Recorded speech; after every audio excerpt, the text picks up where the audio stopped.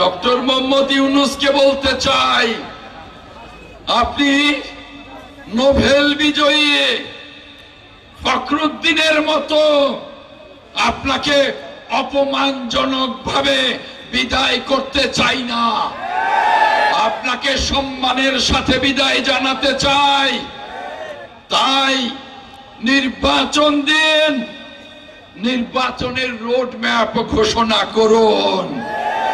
দেখছি এই সরকারের আমলে আইন শৃঙ্খলা পরিস্থিতির অবনতি ঘটছে, ব্যাংকিং ব্যবস্থার অবনতি, সারা দেশে চুরি ডাকাতি রাহাজানিতে ভরে গেছে, বিদেশি বিনিয়োগ শূন্যের কোঠায়। সকল রাষ্ট্রগুলো অপেক্ষা করছে নির্বাচিত সরকার আসবে, তারা এই দেশে বিনিয়োগ করবে। নির্বাচিত সরকার ছাড়া সমৃদ্ধি, গণতন্ত্র, ন্যায় বিচার, মানবাধিকার কোনোটাই প্রতিষ্ঠিত হবে না।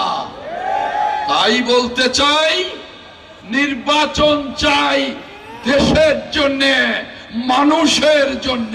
আগামী 5ই আগস্ট নয়, 5ই সেপ্টেম্বর নয়, 5ই অক্টোবর। 1 বছর 2 মাস সময় আপনাদের জন্য।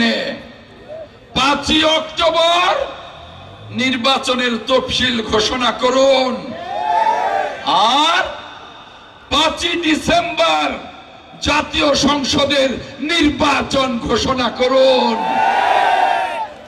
আমরা আর মাঠে সভা করতে চাই না, আমরা সংসদে সমৃদ্ধ বাংলাদেশকে নিয়ে আলোচনা করতে চাই।